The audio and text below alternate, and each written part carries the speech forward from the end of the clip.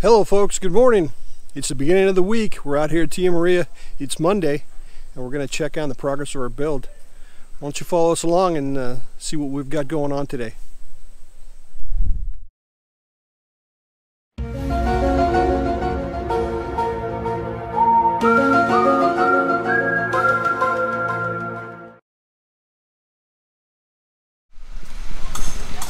Well folks, we're checking out the build today. And it looks like we got a full crew out here today. The sun is out and it's a hot day out here in the Philippines. And humidity's up, but there's no rain, so that's a big plus. And it looks like they got about 14 masons on site. It looks like we just got a fresh load of cement that they're delivering now.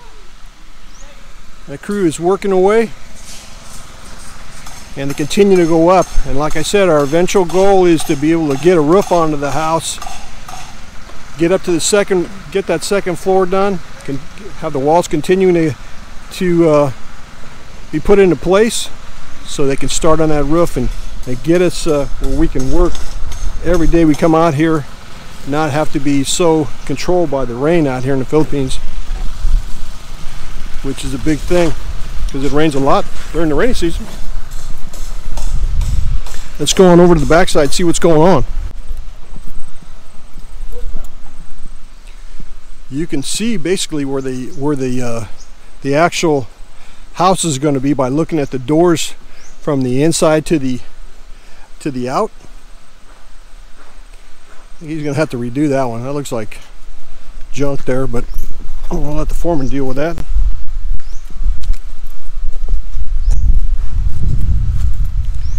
I hate it when I see that guys piece in stuff that's when you can take their time and actually do a decent build instead of try to jerry-rig it or Mickey Mouse it in. It shows a sign of a guy doesn't know what he's doing. We're on the back side, and that little window that you see there is definitely going to be, it's going to go, I don't know why they built it up like that, but they're going to actually go down. It's going to be further down than it actually is.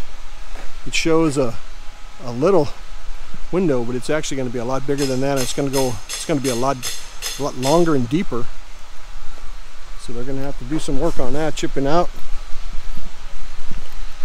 You're going to see how high the walls are. And you can see the last rain that we had here. Still got mud in the trenches. They still got to form up these columns for the lanai down here.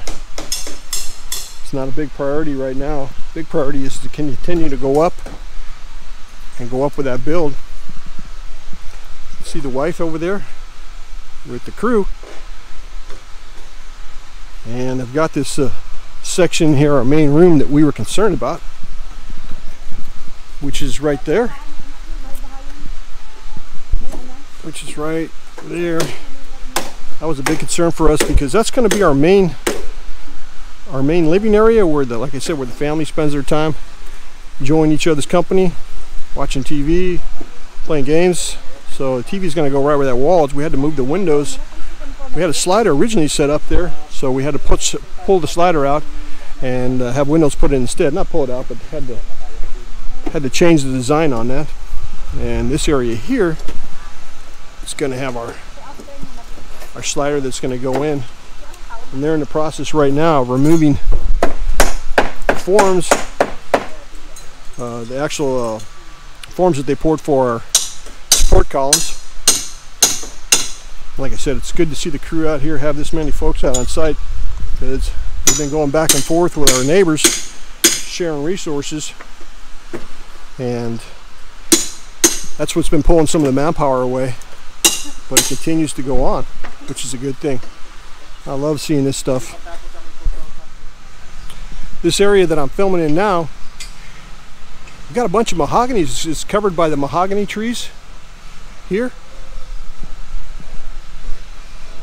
And this is going to keep things cool in the summertime. Like right now, it's one of the few places that you can actually get out of the sun without the house being covered, so you can get out of the sun, and hopefully this will be a nice backyard shade area for the family to. Will also give us a little area here, even though the dirty kitchen and stuff will be on the outside. it'll still give us some room to enjoy, because I plan on having this whole area covered either in some type of grass block or something that's that looks good with the environment here, and is also of use to us as well.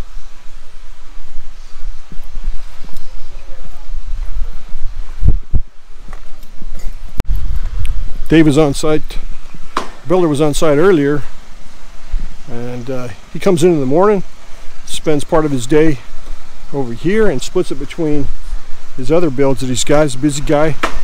He's got builds here, builds in Summit Point, and he's got another build on Yala Greenfield as well. And then he's got future builds that they're planning on as well, which will be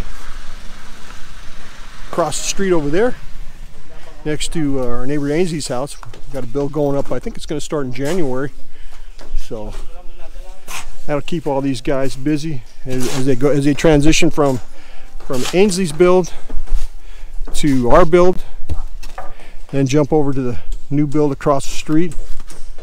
And who knows what's going to go in the interim. Don't know if there's any other builds going on besides those two. So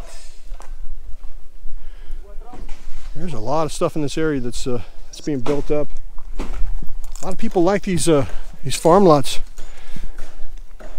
It's for me, like I said, we talked about that before in one of the other videos. It was a decision that I liked because it guarantees that you're going to have space between houses. You're going to have so much of a structure on an individual lot that it, like I said, it guarantees that you're going to have additional space, and the houses aren't built on top of each other. Like I said, you see that in a lot of these subdivisions. So it's not common, not only common here, but you see it in the States as well, that people try to maximize the properties and put either townhomes or condos. But these are individual buildings they got out here going on. So it's a little different concept, but it's still trying to take advantage of the property. And that's one thing about the farm lots. You can only build on 25% of it, of the actual lot itself, but you get a chance to go up.